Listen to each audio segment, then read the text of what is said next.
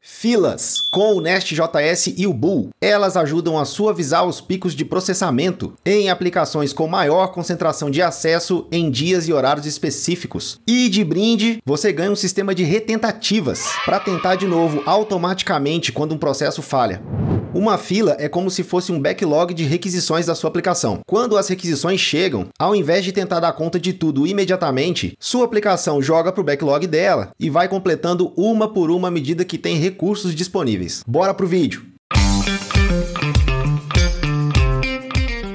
Bem-vindo ao Phil Code, eu sou o Phil e eu tô aqui para te ajudar a ser 1% melhor a cada dia. Esse vídeo é parte sobre uma série sobre o Nest.js. A gente já teve um divisão geral, modelagem de dados com TypeORM, CQRS, eventos e hoje nós vamos falar de fila. O código base é o do vídeo anterior, sobre eventos. Se quiser seguir junto, acessa o vídeo, tem um link do repositório. No sistema que a gente vem construindo, a gente tem os conceitos de funcionário, tarefa e reunião. O funcionário pode ter gerente e toda vez que cadastra ou atualiza o funcionário trocando o gerente, a gente tem um event handler que manda e-mail para o gerente avisando que tem gente nova na equipe dele. Então olha só, post na rota employees, quando executa a requisição, funcionário cadastrado e aqui embaixo tem o nosso log simulando o envio do e-mail. No update, o gerente era 2, vai passar a ser 1, mandando a requisição, atualizado, também um e-mail. Por fim, um patch nessa rota especial Assign Manager, que serve só para trocar o gerente, voltando do 1 para o 2, ao mandar a requisição, alterado, e-mail enviado. O código para isso já está bem desacoplado. Olhando, por exemplo, o handler que cria o empregado, a gente só tem a criação, salva no banco de dados, despacha os eventos e acabou. Não tem menção a código que envia e-mail. Então, para esse e-mail ser enviado, é a própria entidade do funcionário, que quando tem um set no Manager ID e o valor que está vindo é diferente do que ela já tem, ela adiciona um evento no próprio array de eventos. Como aqui no handler a gente despacha todos os eventos, o próprio sistema de CQRS do Nest.js cuida de encontrar o handler. No caso, é o nosso Manager Assigned Send Email Handler, que tem esse console.log que simula o e-mail no final.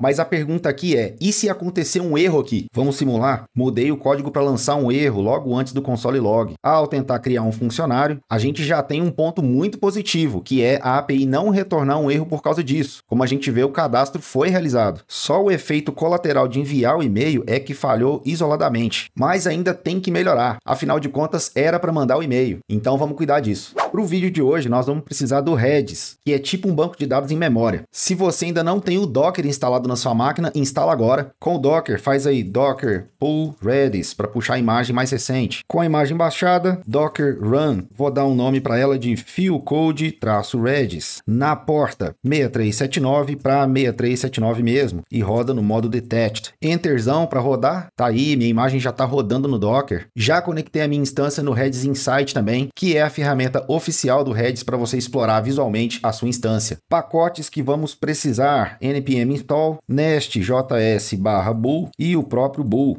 Abre o seu arquivo app module para configurar. Vou colocar em primeiro lugar o bool module.forroot. A conexão com o Redis vai ser no localhost porta 6379 e é claro que depois você vai levar isso aqui para uma variável de ambiente. Agora, olha aqui que legal. Você pode passar um objeto default job options, opções padrão para todos os jobs que você adicionar em todas as suas filas, que você também pode setar fila por fila e job por job, mas se você tem alguma configuração que faz sentido para todas as filas e todas as jobs, é aqui que você adiciona. Remove on complete, vou colocar 100. Você bota o número que faz sentido para você, mas o que isso aqui significa é, remove os jobs à medida que eles forem sendo concluídos, mas mantém para mim os últimos 100 caso eu queira dar uma olhada. Tem também o remove on fail, que é para ir removendo os jobs que não conseguirem executar, mas nesse caso eu quero que mantenha os últimos 1000 que tiveram erro para eu dar uma olhada. Attempts, no caso 3, é para ele tentar automaticamente executar o job de novo se der errado. Nesse caso ele vai tentar até 3 vezes, incluindo a primeira tentativa. Então 3 no total. Por fim, essa parte do backoff é onde você configura o tempo que ele espera entre cada tentativa. O tipo pode ser fixo ou exponencial. Se fosse fixo com um delay de 1000 milissegundos, o bool iria esperar 1 segundo entre cada tentativa. Com a estratégia exponencial, ele vai aplicar um fator e os tempos podem acabar sendo 1 segundo, 2 segundos, 4 segundos, 8 segundos e assim por diante. Se ele conseguir executar o job com sucesso dentro das 3 tentativas, ele marca como completo. correto. Se exceder as tentativas, é que ele marca como falha. A configuração no app module é só essa mesmo. Então vamos agora para o nosso employees.module. Aqui a configuração é bem simples, é só colocar boolmodule.registerQueue e o nome da fila que você quer registrar. A fila é tipo uma categoria para os seus jobs, tipo um tópico para você organizar os jobs por assunto. De início, eu acho que faz bastante sentido você ter uma fila para cada módulo, mas nada impede de você ter uma fila só para toda a aplicação ou de ter várias filas dentro de um mesmo módulo.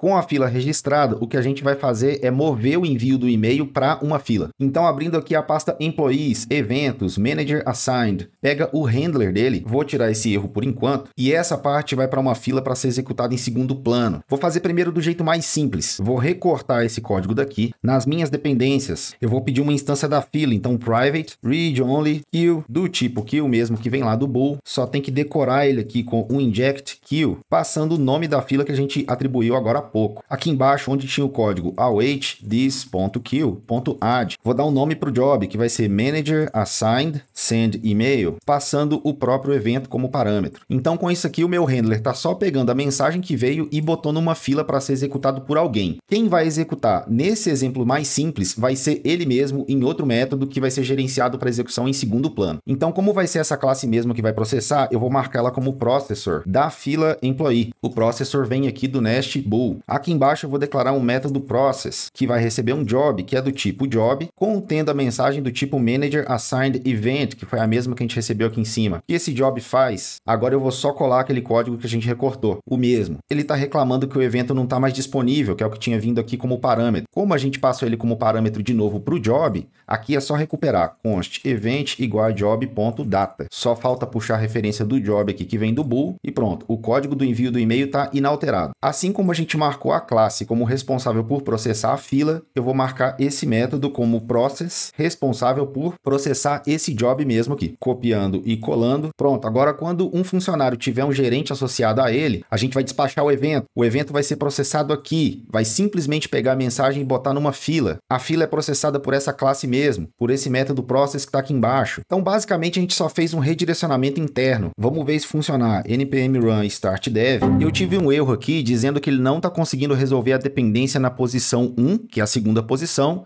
do handler que envia o e-mail, é a fila. E nesse caso é porque eu digitei ela no singular aqui, mas eu registrei ela no plural, aqui no register queue. Então se você tiver esse erro, é só vir aqui e consertar o erro de digitação. Salvando, pronto, a aplicação já começou normalmente. Abrindo o Redis Insight para explorar o Redis, a gente já vê que a fila está criada mesmo sem job nenhuma. Testando, mandando um post para criar o funcionário, olha, parece que nem mudou nada. O funcionário foi cadastrado, o e-mail foi enviado. Olhando no Redis Insight, clicando aqui para atualizar, ó, o nosso job aparece aqui, data em que foi processado, os dados que ele recebeu, as configurações específicas para esse job, mas que no caso foram importados lá da configuração geral que a gente aplicou para todas as filas. Legal demais. E aí eu falei do negócio do erro. Vamos forçar um erro aqui para ver o que acontece. A gente sabe que ele vai tentar até 3 vezes. Então, if job.attemptsMade igual a 0 significa que ele está na primeira tentativa. Nesse caso, eu vou lançar aquele nosso erro. E só para a gente saber bem claro quantas tentativas ele está fazendo, aqui no início da job eu vou botar um console.log dizendo attempt, que é a tentativa, número job.attemptsMade. Então olha aí agora, testando de novo, criar o funcionário. Vamos puxar o log aqui. Olha aí, ó, tentativa número 0, não temos o log de envio de e-mail. Tentativa número 1, que é a segunda tentativa, e temos aqui o log de envio do e-mail. Então a gente ganhou praticamente de graça um mecanismo robusto de retentativa em caso de erro, tá? Olhando aqui no Redis Insight, tá aqui o nosso segundo job, e você tem aqui quantas tentativas foram feitas, qual é o motivo